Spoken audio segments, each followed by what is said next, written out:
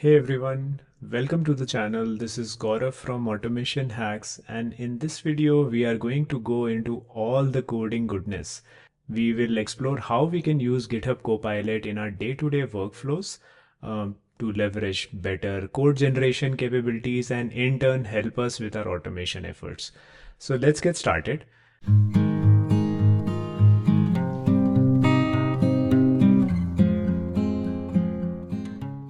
I've written a write-up on this on the newsletter. So if you have not yet subscribed to the newsletter, do come to newsletter.automationhacks.io and check this out. In this particular edition, I break down multiple things which we are going to discuss in this video and a bunch more. So let's come right to the editor and actually get started. So I'll use the test infra repo that I have in my GitHub. So this is a project. If you're not already familiar, I'll share a link to it in the YouTube description. This is a project that has bunch of test infra utilities that I'm experimenting with. But for the most part, it does have some set of tests that I can run in order to just play around with different concepts. So now let's leverage this project in order to understand how we can use GitHub Copilot specifically in terms of code editing, code sort of generation, and other sort of use cases, right? So I typically break it down into three main aspects. Let's take a look at that one by one. So first thing is, of course, there is code completions that you have. If you are working with any editor, you are used to the IDE sort of suggesting you additional functions or classes to use, but GitHub Copilot just takes it one step further, wherein it understands the context that you're working with in your workspace and then suggests you completions accordingly. The second thing is inline chat, which is a way for us to essentially chat with GitHub Copilot in a given context and get it to do something for us. And third is actually just the chat with some commands, right? So we'll see this is familiar to all the chat sort of interfaces that we have been working with, but I'll show you specifically in terms of GitHub Copilot how can you leverage some of the common commands. So let's start with code completions to start with. To set some context, assume that we are writing a sort of you know sort of like a helper library which is working with say date times and other kind of things, right? So assume I want to write a utility function that is able to generate the epoch seconds for the current time in UTC. So whatever is the current time that we have, I wanted to give me a long, basically how many seconds have elapsed since that epoch time, which is a standard date in 1970. So assume that was the case. That is what I want to achieve, right? How can GitHub Copilot actually help me with this, right? So one thing is to provide it the sort of method signature that you're looking for. So like assume that I'm actually in my code editing session or code writing session and I want to actually generate a output like that. So I can just say, hey, I want a long sort of output and I say, get me epoch sort of seconds for current time. And now what you can see is GitHub Copilot understands that intent.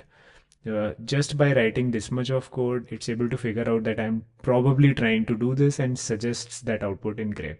So this is your GitHub Copilot's sort of completion.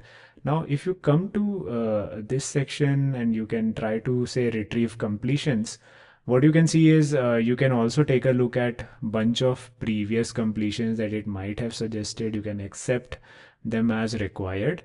So that is one way to kind of review what GitHub Copilot is generating for you. If the suggestion looks okay to you, yeah, you can just press tab and it will just put that code in. So now this looks pretty okay to me. It's getting the current time in millisecond and then it divides it with 1000 to give me seconds. It looks okay. I also cross-verified it with like Stack Overflow to make sure this is fine. And so this is your plain vanilla autocomplete, right? That is one way. So I give it the method signature and it auto completes. Now, what if I don't have that, right? So say like I want something like, hey, what happens if I want like give me the number of days that are there between two dates, right? So I can say I can actually write an inline comment. So write something like write a Java function that takes two dates and their date format and then gives me the number of days between them, right? So I can actually just give that, and what you can see is Copilot will be able to take this comment and then it will be able to autocomplete and give you a suggestion. So um, this looks okay to me. I'll just autocomplete this first and then go through it. So see, it takes two dates. It takes the date format, then it uses simple date format to generate a date. Then it gets, the time since epoch, basically parses and gets time with it. And then it does a math operation, right? And kind of suggests this. So now, of course, this is one way, but how do I really know without testing it, right? So now one interesting thing that you can do is you can select a method and you can actually just do a right click. You can see GitHub Copilot and you can see, hey, generate tests for this. So what you'll see is GitHub Copilot will use /tests and it is actually going to generate the tests for this method, right?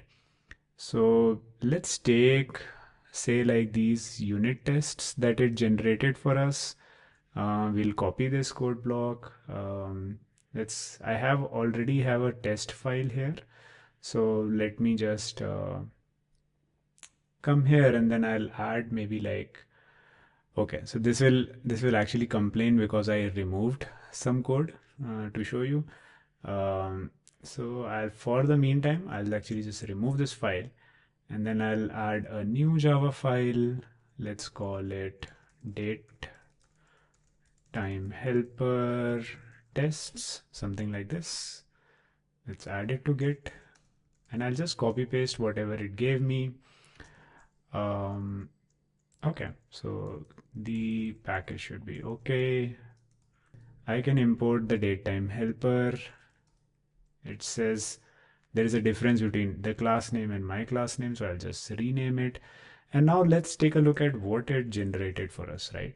So it generated, hey, what if the date is 10th, second date is 10th as well, and then there should be 0 days. If there is 1 and then 10, then it should be 9 days.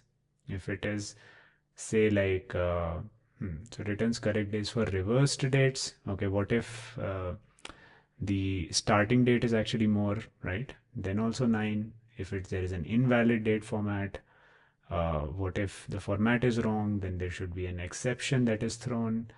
If there is an invalid date in the input, then also an exception. So pretty good set of unit tests, I would say. I can just run them and it runs. Okay, so 4 out of these pass. Expected exception to be thrown, but nothing was thrown. Okay, which is this one. So now this is definitely a test that should fail but didn't fail. So that's something that we can look at. But I hope you get the point on how you can use Copilot autocomplete as well as the chat in order to generate tests within the context. So now let's come back to this. What other things I can do? So another thing is I have inline chat available to me. What do I mean by that? You can just do option enter and then you can say, hey, open GitHub Copilot inline chat.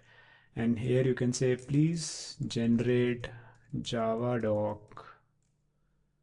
Okay, the backspaces is a problem. It doesn't really work very well.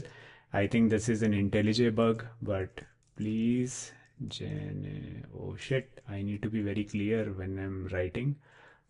Maybe third time is the charm and I type it slowly. Please generate Java docs for this method. Okay. Let's see what Copilot comes up with.